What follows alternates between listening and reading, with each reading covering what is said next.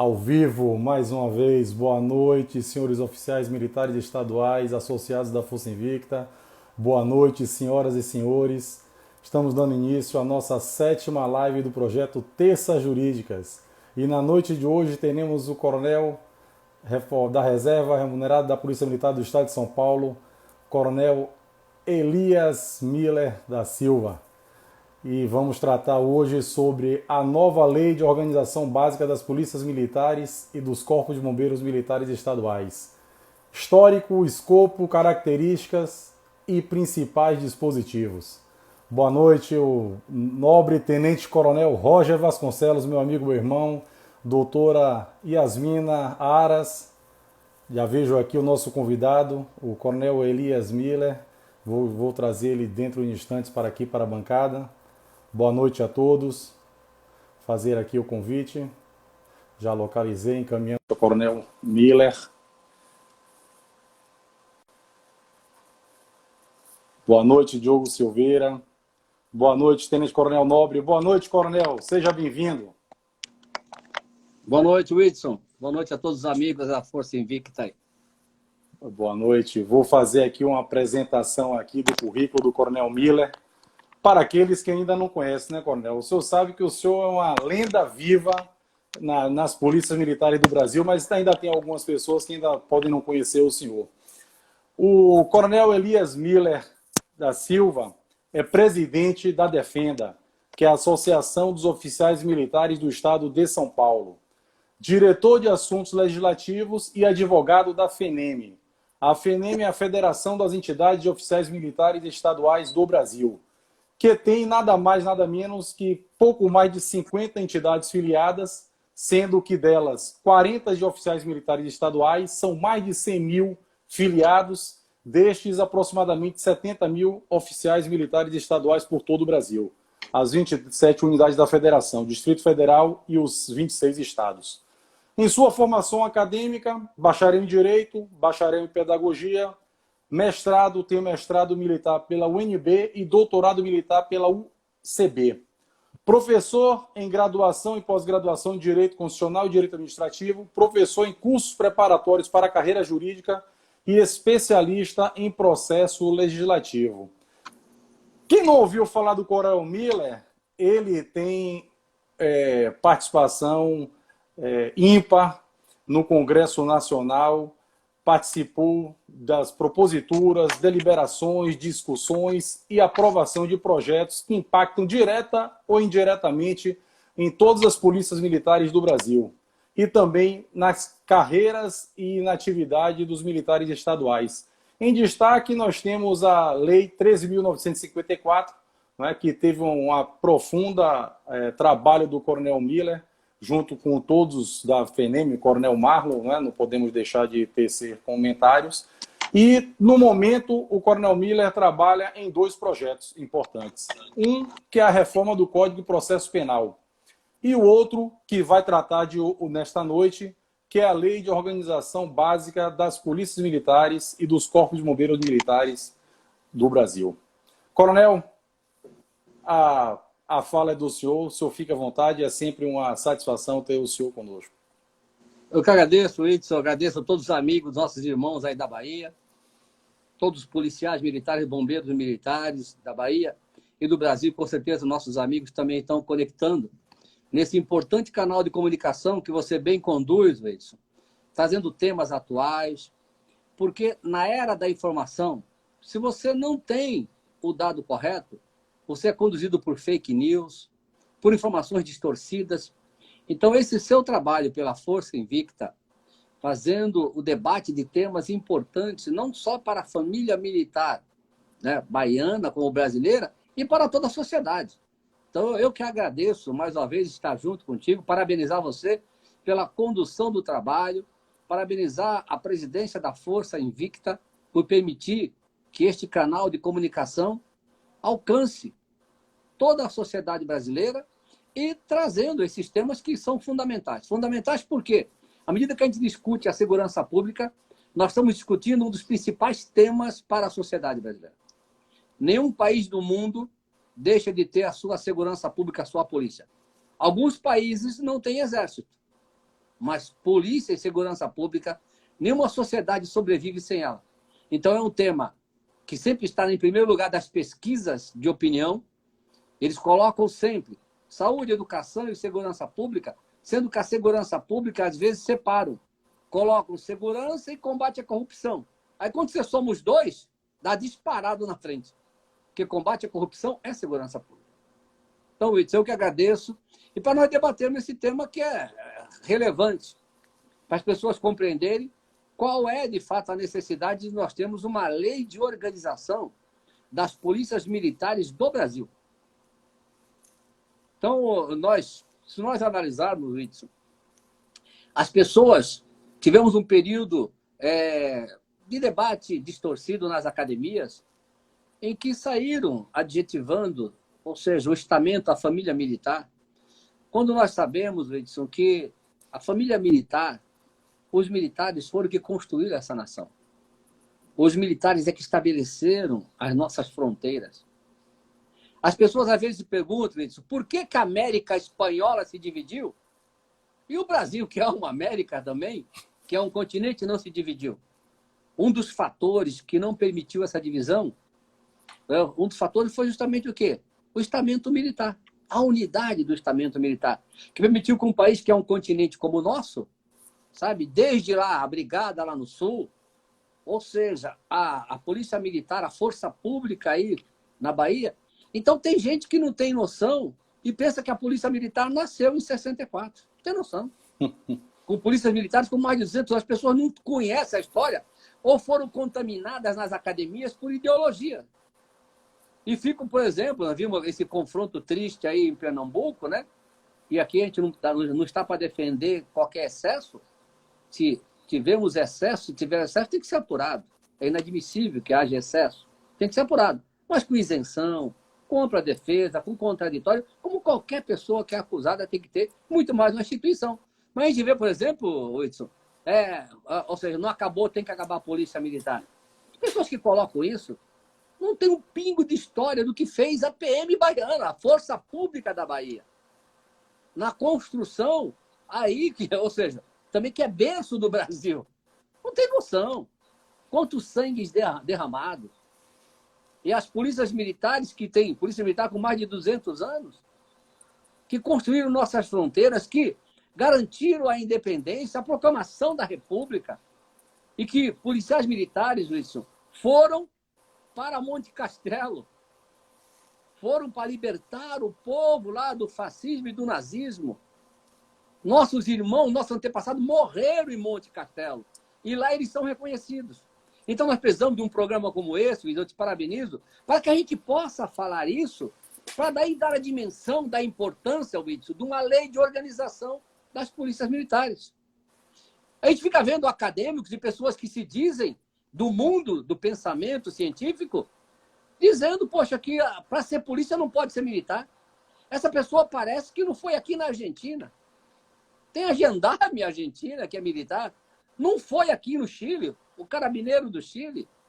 Pessoa dessa parece que não foi nos Estados Unidos, não viu a guarda costeira americana, não foi na Espanha, não viu a guarda civil espanhola, não foi na França, terra da liberdade, berço, né? Da liberdade e igualdade, tem lá a gendarme francesa, que é a 4ª Força Armada. Então, polícias militares tem no mundo inteiro, no mundo democrático. Eles confundem, mas fazem isso por ignorância ou por má fé, para querer distorcer e dizer que não pode ter o estatuto militar para ser polícia, quando no mundo inteiro tem.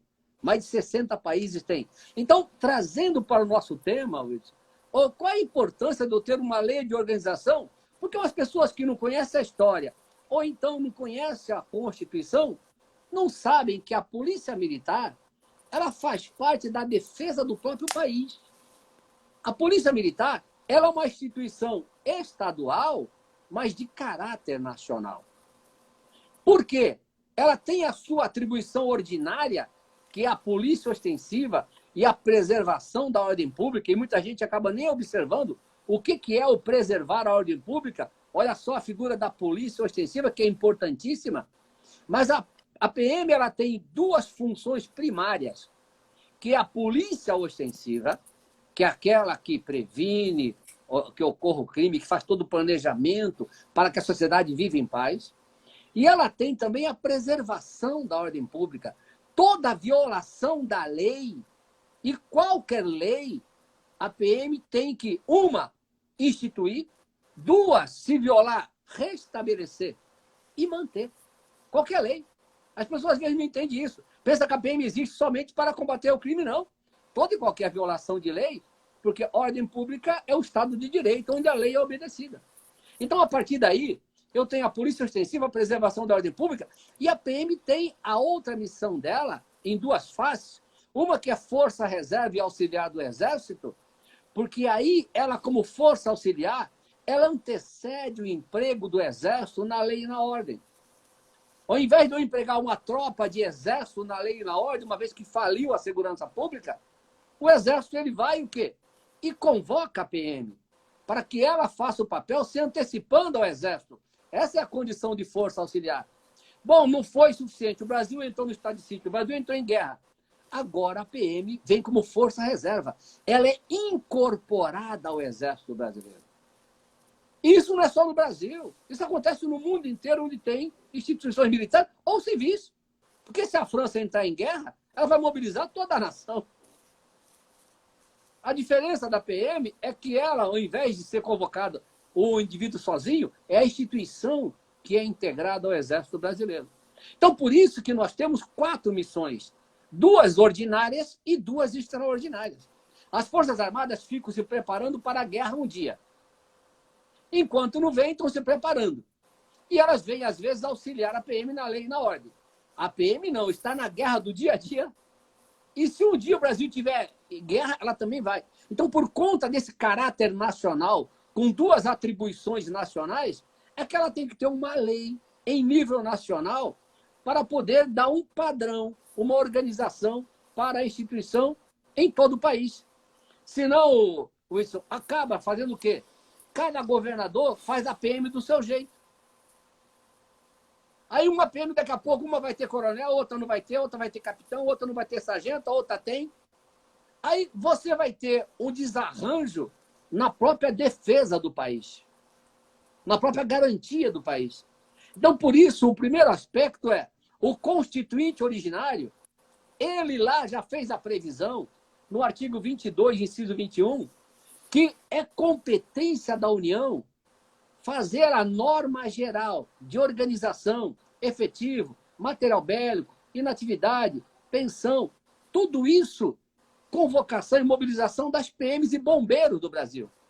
Isso não foi... Aí ficam pessoas com um debate ideológico, Whitson, falando que o Bolsonaro é que está fazendo isso. O debate aqui não é ideológico, não tem nada a ver com o Bolsonaro. Sabe? Isso foi o constituinte originário, na Constituição Cidadã. Mas parece que as pessoas que só têm visão curta ou ideológica, eles querem abandonar que a Carta Política Cidadã desse país foi que trouxe isso. Foi no Estado Democrático. Que a PM e o bombeiro, por força do 22, 21, ela tem que ter uma lei nacional, por conta desse papel não só estadual, mas papel nacional dela. E aí entrou no debate o quê? Que já está no Congresso, ou seja, desde 2001. Então, nós estamos fazendo o quê? 20 anos. 20 anos que esse projeto, que não foi encaminhado pelo governo Bolsonaro, foi encaminhado pelo governo Fernando Henrique Cardoso. Aí algumas pessoas ideológicas. Olha aí o Bolsonaro fazendo uma lei para fortalecer as PMs dentro do seu golpe. A teoria da conspiração. Não são pessoas, sabe, sem noção nenhuma. Esse projeto, e eu participei, Whitson, eu participei desse projeto, representando o Conselho de Comandantes Gerais, lá no Ministério da Justiça, na época, no governo Fernando Henrique, no ano de 2000. Eu participei da comissão quando nós elaboramos esse projeto e que veio da iniciativa do Fernando Henrique e tinha que vir, e está vindo tardiamente. Porque esse projeto já tinha que estar, porque até hoje as PMs bombeiros são reguladas pelo Decreto-Lei 667 de 69, que era uma lei para a época moderna, e hoje a sociedade está toda transformada. As leis todas mudaram. E esse Decreto-Lei 667, que hoje nem existe mais Decreto-Lei, E o decreto-lei está recepcionado pela Constituição de 88 como lei, mas está todo desatualizado. Aí ficam falando, olha, o projeto quer tirar a autoridade do governador, muito pelo contrário. O decreto-lei 667, ele prevê que o governador, para nomear um comandante-geral, tem que pedir autorização para o Exército. Ninguém cumpre mais isso. O decreto-lei 667, ele diz que o bombeiro, para ser militar, tem que ser reconhecido pelo Exército. Já está na Constituição, isso está tudo desatualizado. Então, o que nós precisamos é esta lei que foi encaminhada pelo Fernando Henrique Cardoso em 2000, que está lá desde aprovado já na comissão, e que ela seja votada. Então, nós temos já um requerimento de urgência no plenário, já foi aprovada essa matéria na Comissão de Relações Exteriores, e ela está pronta para votação no plenário, dando para a sociedade uma lei moderna, uma lei no Estado Democrático e Direito, para poder o quê? Refletir a realidade e atualização social dentro das próprias polícias militares e bombeiros. Porque as relações, se você, né? Eu sou bem mais antigo que você, né? 64 anos, você é um garoto ainda, né? 50. Mas, 50. 14 anos a menos que eu. Então, eu que entrei na carreira militar em 76, as relações eram outras. Entre oficiais e praça, era outra relação. Hoje em dia, não. Tudo foi mudado. Então, nós temos que ter uma lei que reflita essa mudança. Currículo das polícias militares e bombeiros. Até hoje eu vejo gente, e você leu, eu sou pedagogo também, com habilitação em magistério e administração escolar. Eu fico gente debatendo, olha, porque a formação das polícias militares e bombeiros, o cara não sabe nem o que está falando. Não sabe nem o conteúdo programático de um curso de soldado, de cabo, de sargento, de oficial. Não sabe nem a grade curricular. E ficam debatendo, não, são formados para matar. São os alienados, porque é duro você discutir com quem é ignorante. Porque não domina o tema e quer se arvorar em ser especialista, Will. A realidade é que os nossos currículos todos já mudaram. Direitos humanos, sabe? Vamos pegar a Academia de São Paulo, 70% do conteúdo programático é de direito. Você sai com 70% da carga horária de direito na Academia Militar de São Paulo, no Barro Branco. E as outras também. E você sabe disso. Quer dizer, aí fica vendo as pessoas debaterem sem noção. Então, nós precisamos de uma lei que reproduza toda essa mudança, toda essa evolução da instituição, que ela acabou fazendo por leis esparsas, e nós precisamos ter uma padronização nacional em benefício da sociedade, porque as fronteiras hoje não existem mais. Com a era da tecnologia, da informática, não tem mais fronteiras. Então, as corporações, elas têm que estar o quê? Modernizadas, integradas, para que elas possam fazer a prevenção e o combate ao crime de forma eficiente. Então, a lei orgânica ela vem com essa premissa. E, Whitson, Ministério Público Estadual e Federal tem uma lei orgânica só. Magistratura, juiz estadual e federal tem uma lei só, que é a LOMAN, Lei Orgânica da Magistratura Nacional, como tem a Lei Orgânica do Ministério Público Nacional.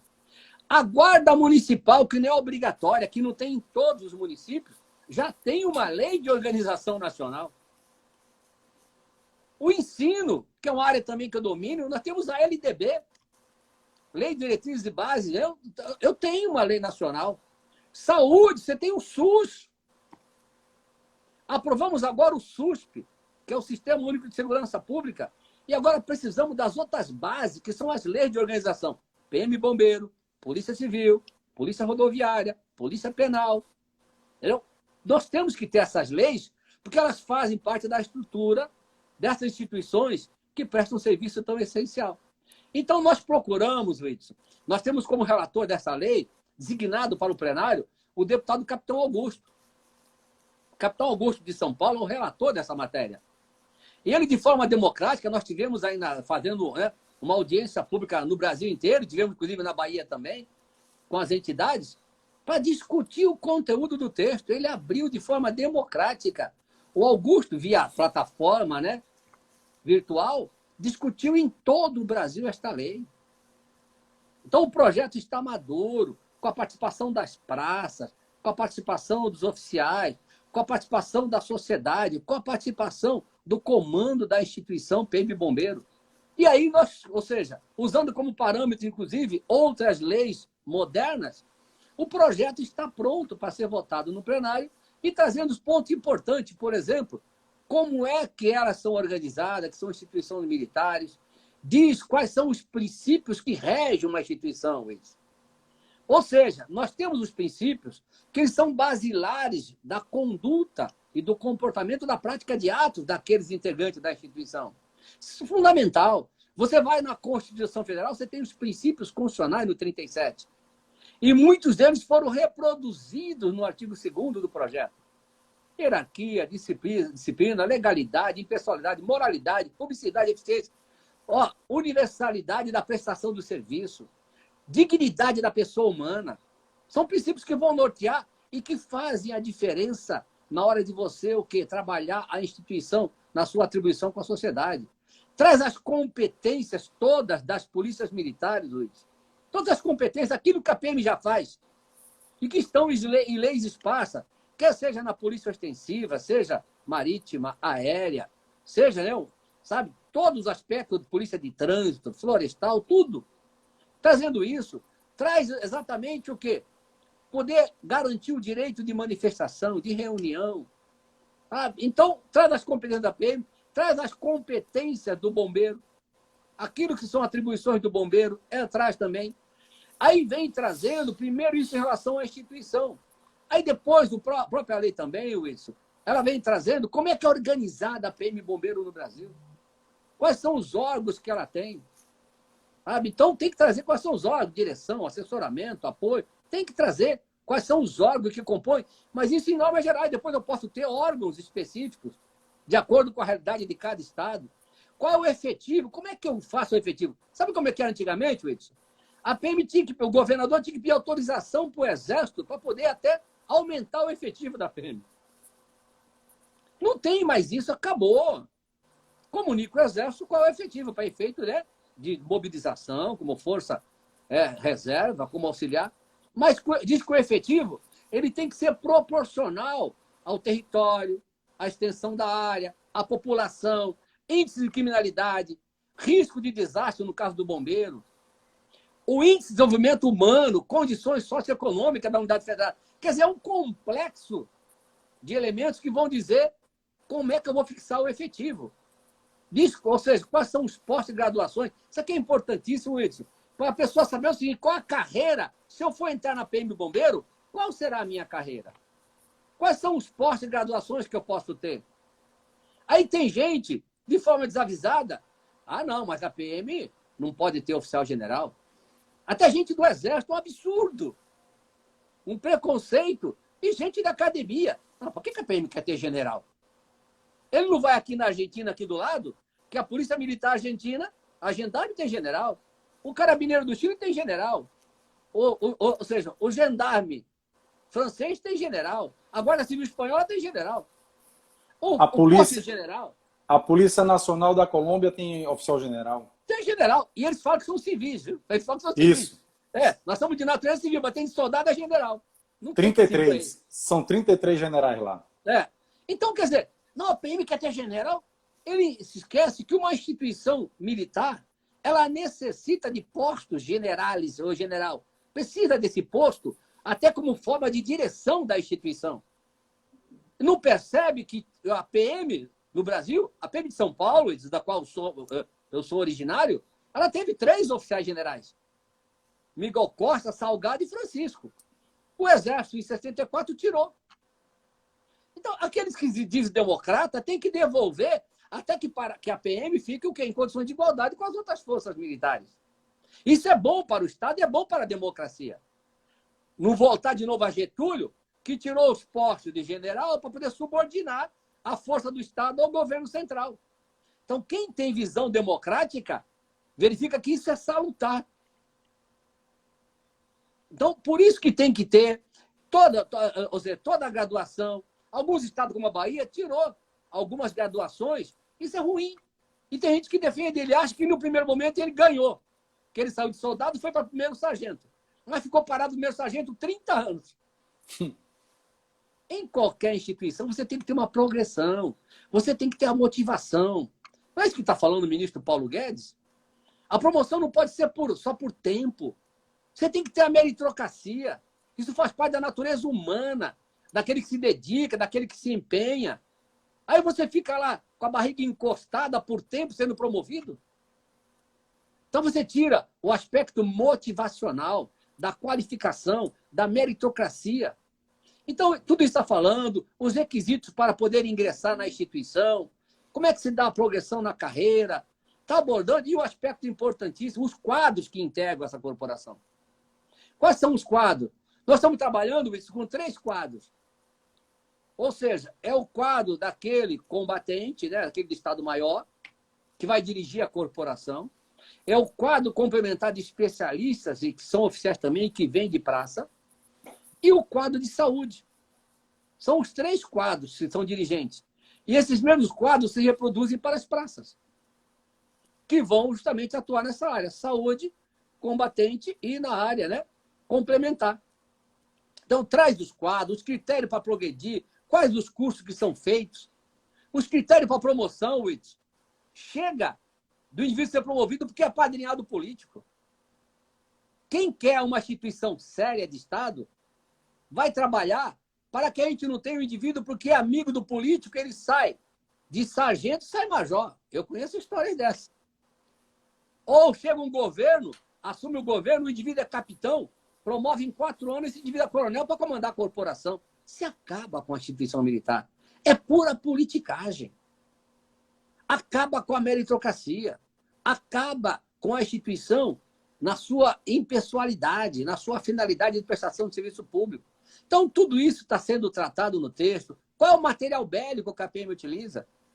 Era um absurdo isso. Eu debati isso em 2000. Fizeram o seguinte, a PM só pode ter, digamos, contra efetivo. Ó, PM de São Paulo, 94 mil homens. Então, só pode ter 94 mil armas. Então, tá bom, eu troquei tiro com um marginal e minha arma foi apreendida na justiça. E agora? Fica desarmado? Que absurdo! O Exército, naquela época, preocupado ainda na época de Getúlio Vargas, e desarmando a PM. Um tremendo absurdo. Então, a PM, em São Paulo, o PCC, o crime organizado, usando metralhadora .50, que derruba avião. E a PM nem a .30 tinha para enfrentar esse crime organizado. Um absurdo. Os militares tomando tiro na cabeça de .30 e .50, e o Exército não deixando ter arma para combater o bandido. Então, já que não deixa ter arma, então vem o Exército combater. Se ele não deixa, então vem ele combater. Um tremendo absurdo. Então, está sendo colocado. Qual é o material bélico necessário? Como é que vai... Uma coisa importante para a nossa tropa. Infelizmente, alguns nossos e algumas associações também, Wilson, diferentemente da Força Invicta, às vezes só olham para o umbigo.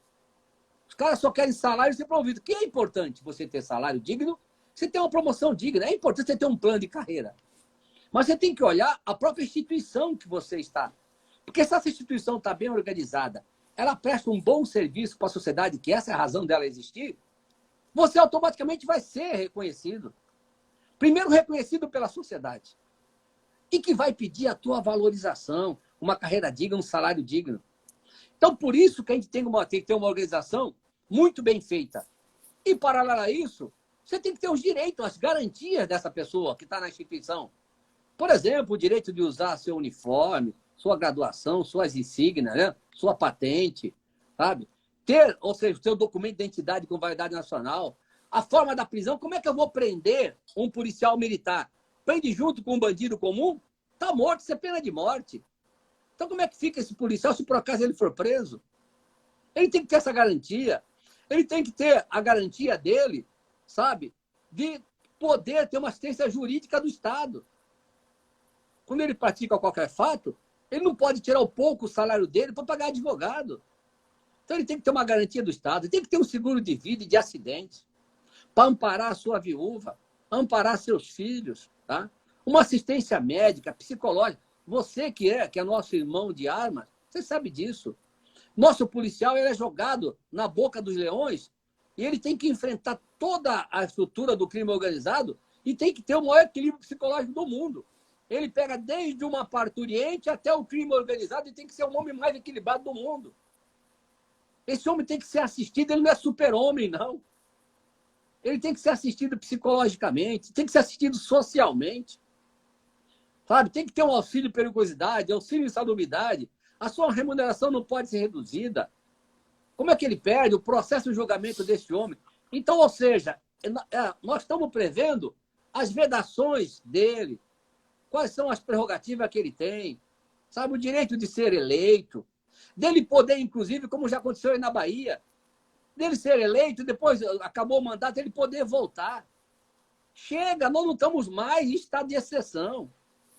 Por que que o militar profissional de polícia e de bombeiro não pode ir para o mandato e depois voltar à sua carreira? Por que que não pode? Virou político, virou leproso? Não é possível um absurdo desse. Nós estamos em 2021. Nós não podemos voltar ainda, Whitson, como era em 88, que cabo e soldado não votavam. Eram cidadãos de terceira, quarta categoria, não tinha direito de voto. Eram tratados como escravos. Sabe? Então chega. O servidor público é eleito, ele volta para a sua carreira. Ele vai para o mandato e volta para a sua carreira. Por que que o militar de polícia e de bombeiro não pode? Então isso está sendo tratado também, para que ele possa. E que hipótese, para acabar essa febre que tem, Wilson? Acabar essa febre de que, olha, a PM, ela é obediente ao exército, não obedece ao governador. Isso é um devaneio. Você teve o tempo todo na ativa. A vinculação da PM, o comandamento do governador, está no artigo 144 da Constituição, parágrafo 6º. A PM e o bombeiro são subordinadas diretamente ao governador. Ele é o chefe da polícia. Ele é o chefe do bombeiro. Está na Constituição. Não é essa lei que vai alterar isso. Isso é um absurdo. Mas para evitar esses devaneios, vamos colocar assim, essas teorias de conspiração, a lei diz quais são as hipóteses em que a PM todo, em parte, e o bombeiro estarão subordinados ao Exército. O Brasil entrou em guerra. Vai ser convocado é todo mundo, não é só a PM, não. Então, está dizendo bem claro quais são as hipóteses. Ponto. Acabou a febre, acabou a doença. Só nessas hipóteses que ela é, como toda a nação, na mobilização nacional, tem lei para isso. Na mobilização nacional, nós requisitamos ônibus, caminhões, vai todo mundo. Vai todo mundo. Então, em linhas gerais, a lei depois ela traz a disposição geral. E o tema polêmico, a lei traz qual o critério de escolha de um comandante-geral. Nós não podemos ter, Whitson, como teve aqui em Brasília, 1 ano, 5 comandantes.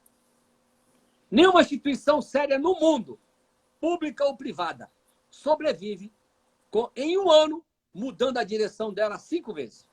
Nenhuma instituição do mundo. Então tem que parar com isso. O indivíduo vai lá, joga um rojão em cima do Supremo, exonera o comandante-geral. E o comandante-geral de férias. Que absurdo negócio desse. O que nós estamos querendo é que, ou seja, o governador escolhe, dentro de critérios, o governador escolhe. Porém, esse comandante tem que ter uma estabilidade. Não pode ser trocado só como resposta política. Quer trocar, pode trocar. Mas motive. Traga as razões.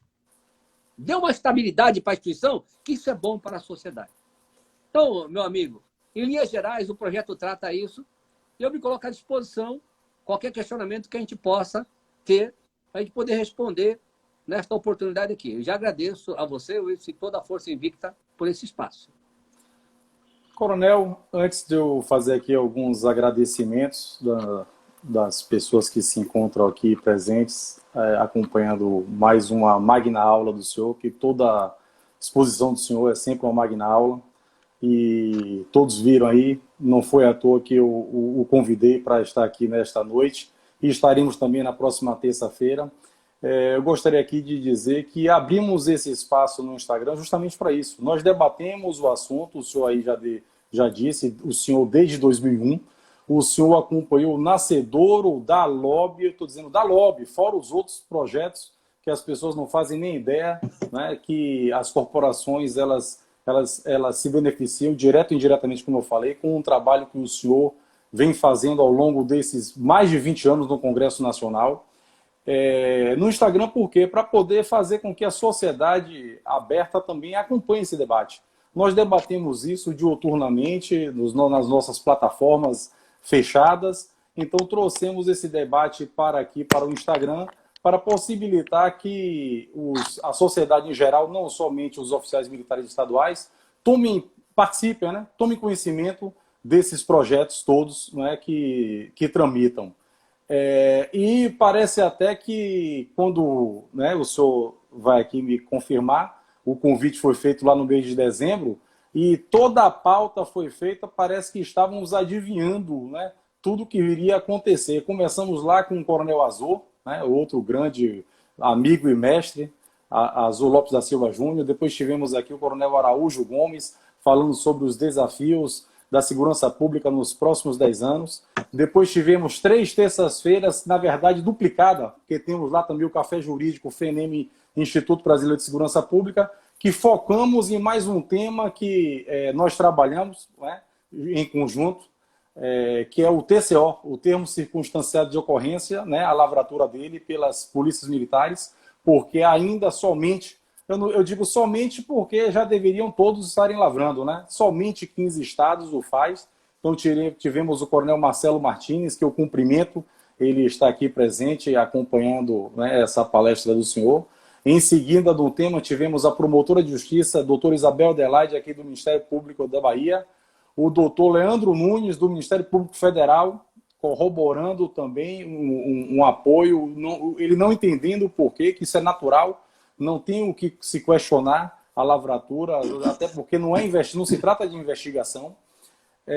Tivemos o Coronel Adelso Guimarães de Oliveira, falando sobre a importância das corregedorias, mas eu falo essas 2 últimas palestras, que é a do senhor e daqui a 15 dias, que do nosso amigo também, Tenente Coronel Roger Vasconcelos, recentemente promovido.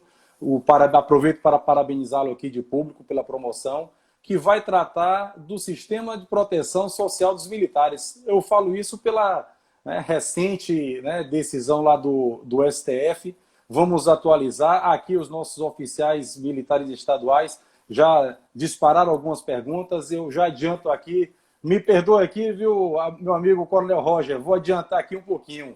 Por enquanto aqui nada muda, porque nós já temos lei própria, né? Então a Bahia aprovou em maio, fazendo lá em semelhança da 3.954, então não houve a invasão de competência aqui, porque a Bahia ratificou, né? E naqueles demais estados o farão da mesma forma. Então, essa é a importância, abrir esse debate para a sociedade em geral.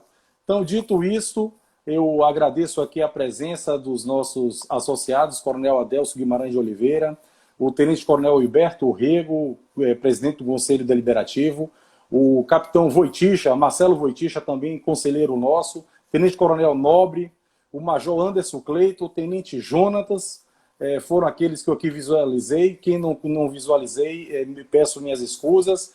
Mais uma vez, o Tenente Coronel Roger Vasconcelos, a doutora Yasmina Aras, doutor Matheus Coutinho, Cristiane Batista, Ailton Melo.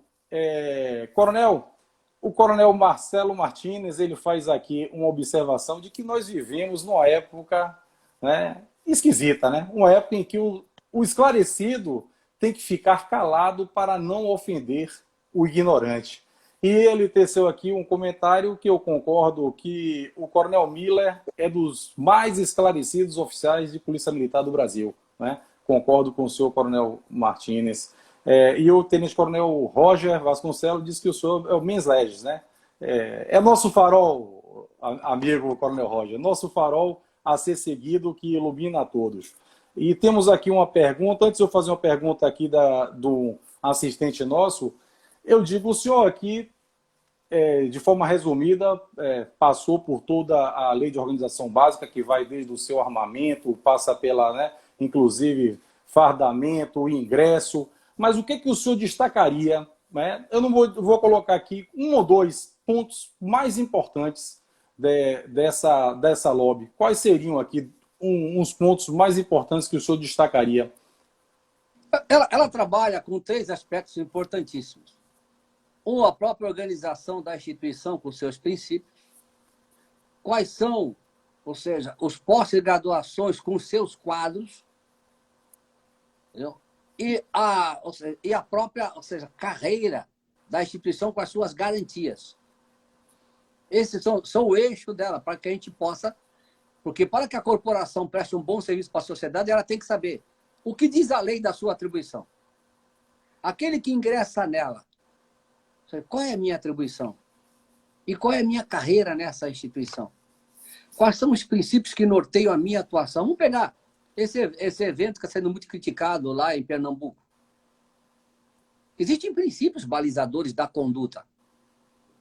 Então, quando eu tenho uma lei nacional e que amarra, ou seja, a legislação local e as normas de conduta, fica fácil, inclusive, eu aferir se houve desvio de conduta à luz do princípio estabelecido. Então, ou seja, a raiz de tudo está na lei nacional. Aí eu tenho detalhamento disso na lei estadual.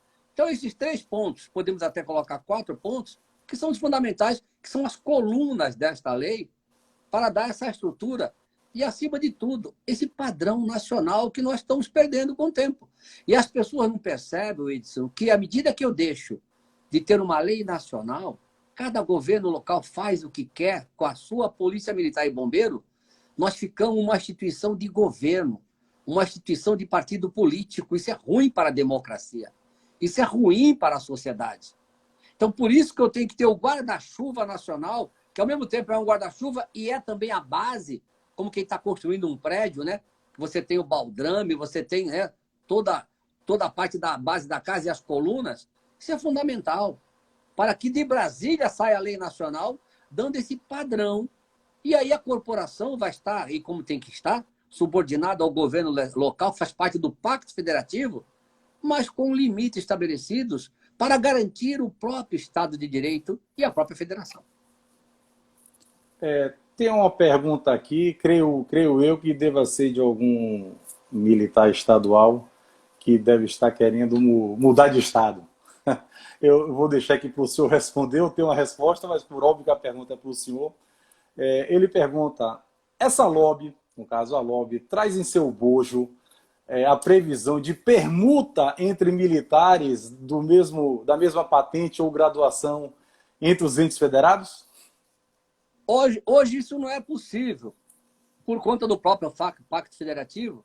Quando nós vamos ter a noção de federação, que é a associação de entes autônomos, e está dentro da autonomia política, a sua organização e fazer suas leis, eu não posso pegar um servidor ou um militar do estado ou do município e mandar para outro município. Eu posso cedê-lo.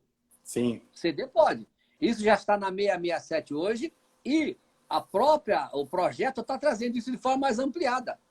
Eu posso ceder esse militar, tanto para a União como para outro estado. Eu posso cedê-lo e ele vai, com todas as prerrogativas dele, prestar o serviço naquele outro ente federado.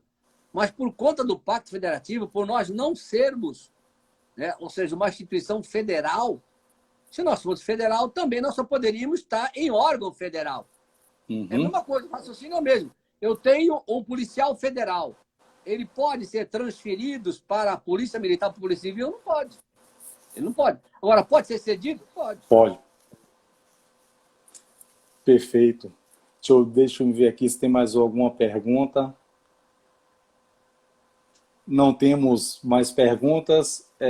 Coronel, eu abro um espaço para o senhor para as considerações finais, mas antes eu gostaria de, em nome da diretoria executiva da Força Invicta, agradecer mais uma vez, o senhor sempre solícito aos nossos convites, agradecer a presença do senhor, uma palestra muito esclarecedora sobre a lei orgânica das polícias militares e corpos de bombeiros militares do Brasil, e passo a palavra ao senhor para as considerações finais. Até respondendo uma pergunta que foi colocada aí, Wilson, né? A que eu atribuo não terem os governos anteriores promovido a produção legislativa federal sobre o tema? Isso é um tremendo absurdo. Ou seja, o governo Fernando Henrique deu início. Aí veio o governo Lula, Dilma, eles não souberam fazer o que lidar com a segurança pública. Porque num discurso ideológico, o aparato militar e policial, no discurso ideológico, essa não é a realidade, eles titulam como sendo um aparato opressor. Aí eles não souberam, chegaram no governo, não souberam o que fazer, nem com as Forças Armadas e nem com as polícias. Como se estivesse mexendo com um leproso. Eles demoraram 4 anos do governo Lula para poder começar a discutir alguma coisa. Olhavam para a gente assustados. Só que eles se esquecem que esses que defendem essa posição ideológica, eles batem palma para a polícia militar na Venezuela, batem palma para a polícia militar na Coreia do Norte, ou para a polícia militar cubana, ou para a polícia militar chinesa. Eles batem palma lá. Lá pode. Lá pode colocar um tanque para impedir manifestação. Lá pode. Aqui não. É um tremendo absurdo. Então a pessoa não percebe que ela está fora do raciocínio. Falta oxigenar a cabeça. Então, por eles não saberem como lidar, é que ficou atrasado, né? O governo Fernando Henrique já fez ali no finalzinho dele, Fernando Henrique, e o governo Lula Dilma não souberam o que fazer. Nós estamos agora tentando fazer caminhar esse projeto e viram que saiu matéria no jornal. Governo Bolsonaro tenta pegar as PMs para si, para poder dar um golpe no país. Um devaneio, isso é coisa de gente que não tem noção de nada. Aí você fala, peraí, né? Numa linguagem comum, peraí, ô cara pálida. Esse projeto quem caminhou foi o Fernando Henrique Cardoso. O projeto já está aprovado lá na Comissão de Relações Exteriores, na época do Fernando Henrique Cardoso. Tem mais a ver com o Bolsonaro, rapaz. Esse projeto já está pronto para a pauta do plenário esse tempo todo. Agora, o que nós temos? Nós temos também alguns conflitos internos, né?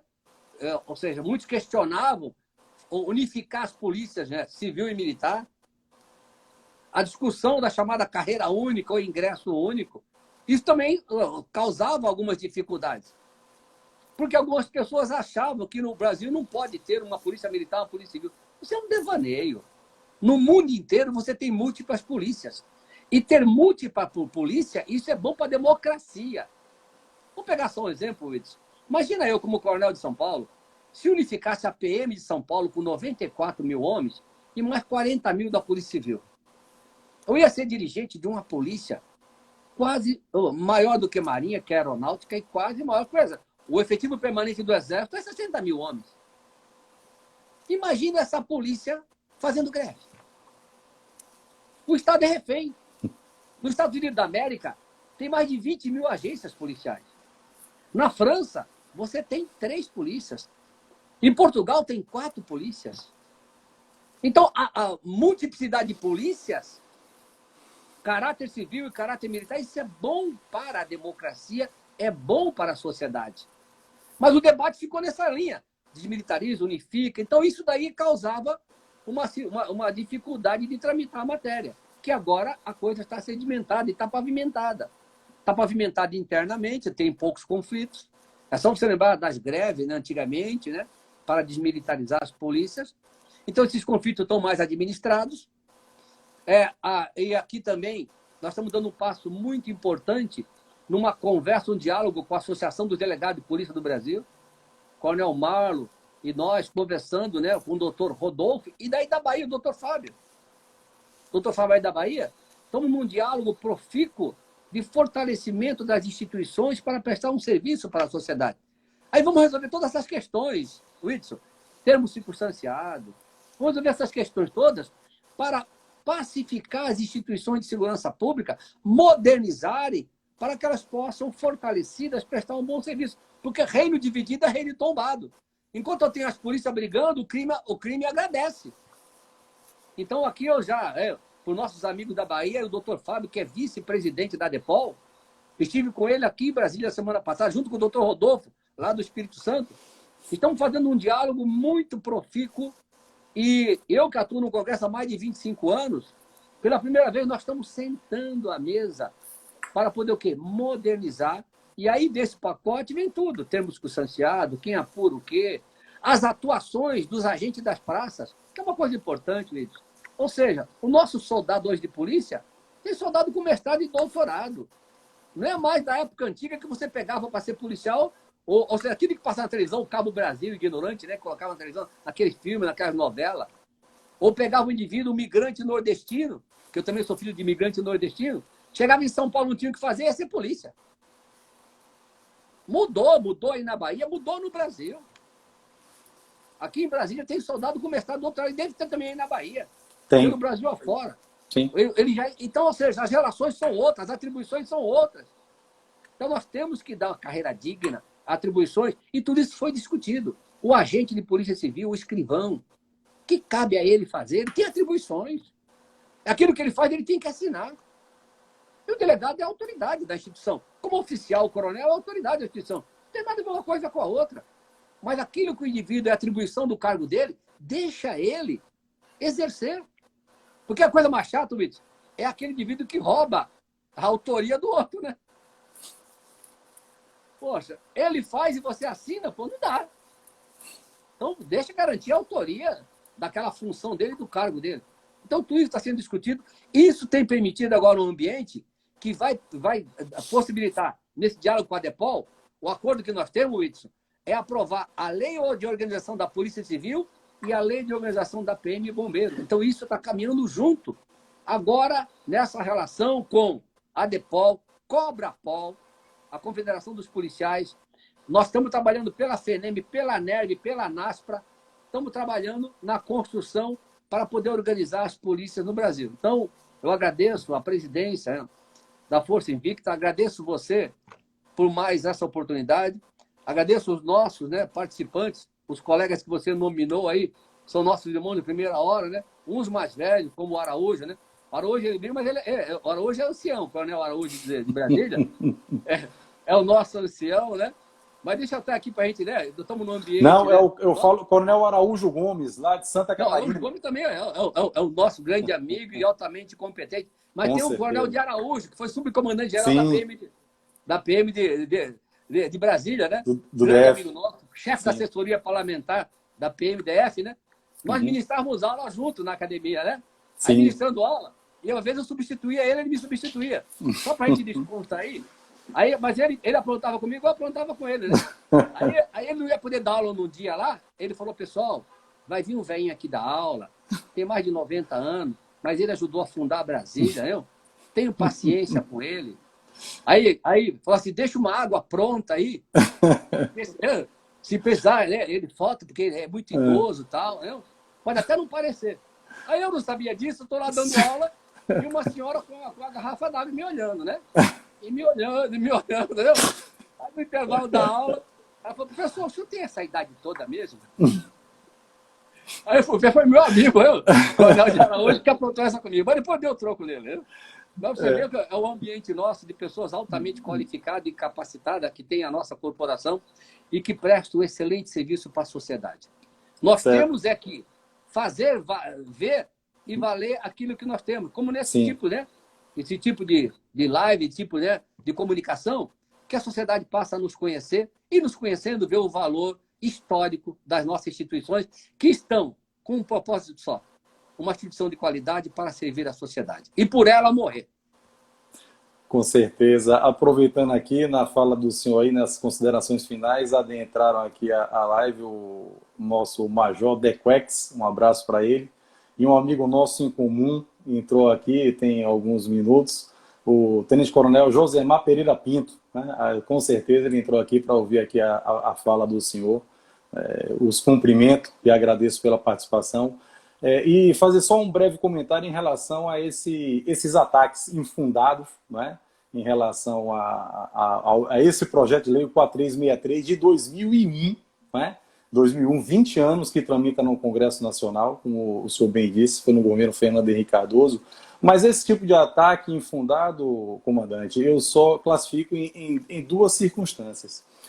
Ou é ignorância ou é má fé. Né? Não tem uma terceira linha. Né? Ou é por ignorância ou é por má fé. E quem está nos ouvindo, que interprete e escolha qual das duas, né, circunstância é. Então, mais uma vez, agradeço a presença de todos, né, todos os oficiais militares estaduais, tanto associados da Força Invicta, como também de outras instituições. Estaremos aqui presente agora já lá no Instagram do Instituto Brasileiro de Segurança Pública, no Café Jurídico, mais uma vez tratando sobre o tema com o Coronel Elias Miller. Quem não assistiu do início, não se preocupe, a live fica gravada no Instagram da Força Invicta e pode nos acompanhar na próxima semana, porque cada live é uma live, nunca se repete, né? O que o coronel falou aqui hoje, com certeza ele falará muito mais na próxima terça-feira. Então, agradecendo a todos, agradecendo ao Coronel Miller mais uma vez. E essa notícia que o senhor deu aí sobre o delegado, né, o doutor Fábio, eu vou manter contato com o senhor logo amanhã, porque em julho, o senhor deve estar sabendo, lá o Instituto Brasileiro de Segurança Pública vai desenvolver um evento sobre termos circunstanciais de ocorrência lavrado pelas PMs. E o Coronel Azul está convidando os 27, né, as 27 unidades da Federação, DF e os 26 estados, membros do Ministério Público, delegado de Polícia Civil, magistrados, membros das PMs de cada um dos estados, nos dias 1º, 8, 15, 22 e 29 de julho, através da plataforma Zoom com reprodução simultânea pelo Facebook, né? E a Bahia vai participar no dia 22 de julho, junto com Goiás, salvo engano, e eu acho que deve ter algum outro estado também fazendo parte. Então, vou manter contato com o senhor. Já conversei aqui com o nosso comandante-geral, o Coronel Paulo Coutinho, a quem eu cumprimento também, e ele vai designar um oficial nosso para poder fazer parte.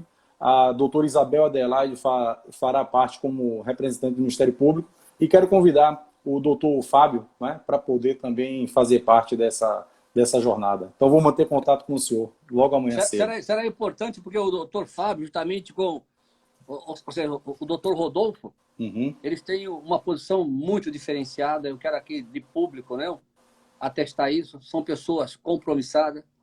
O Rodolfo, ele vem da atividade operacional, que ele foi agente lá no Rio de Janeiro, depois prestou concurso para delegado no Espírito Santo, conhece a atuação do policial na ponta da linha, naqueles morros. Então, ele tem uma visão diferenciada. Já o Fábio também tem um histórico, né, aí na Bahia, de lutar contra o crime, muito operacional.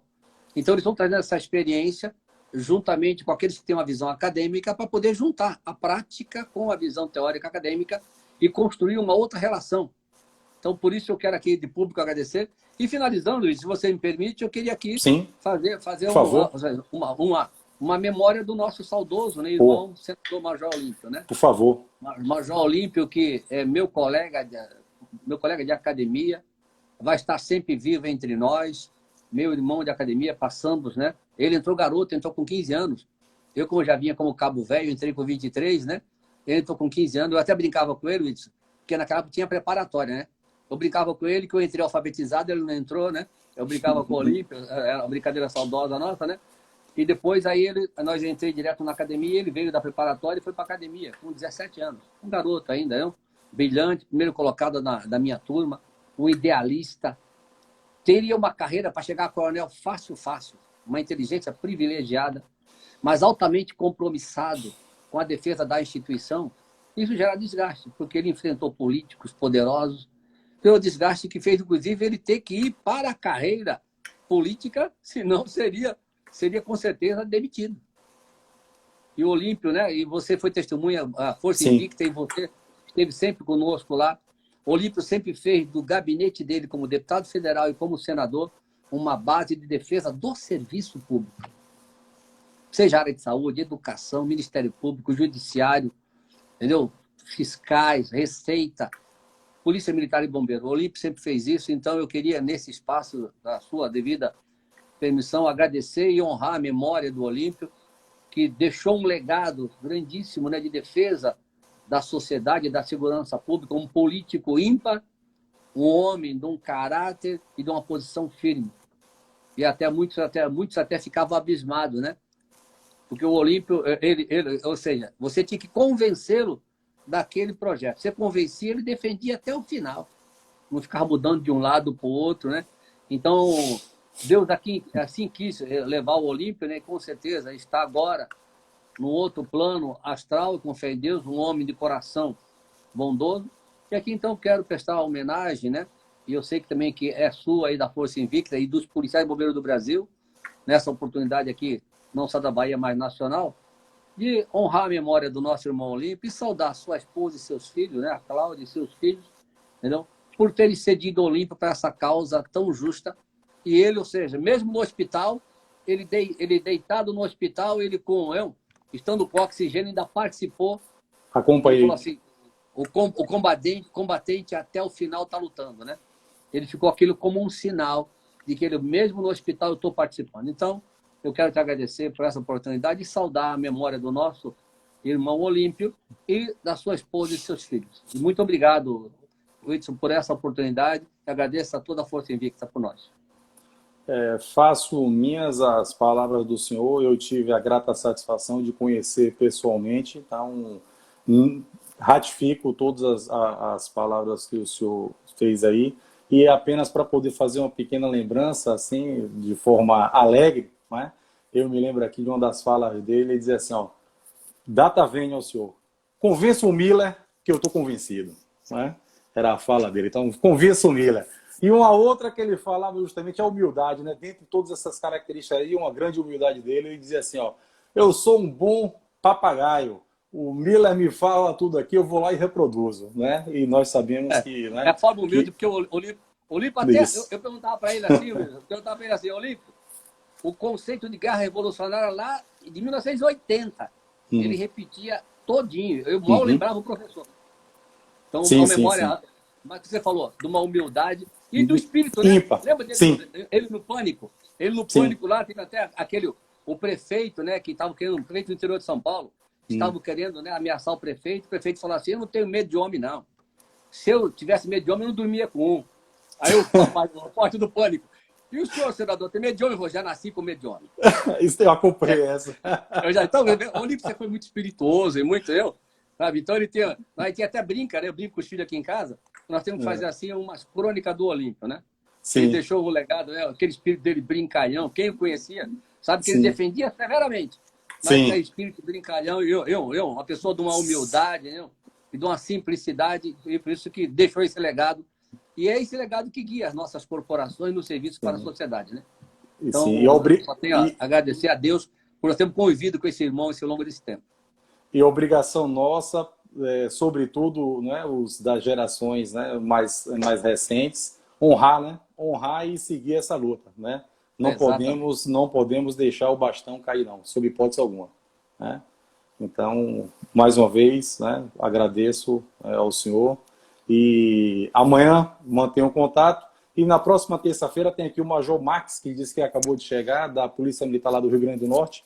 Max, semana que vem, nesse mesmo horário, 19h45, Café Jurídico, lá no Instagram do Instituto Brasileiro de Segurança Pública, o @ibsp.org. Coronel Miller, mais uma magna aula. Coronel, e a todos, muito obrigado e uma boa noite. Boa noite a todos, eu que agradeço.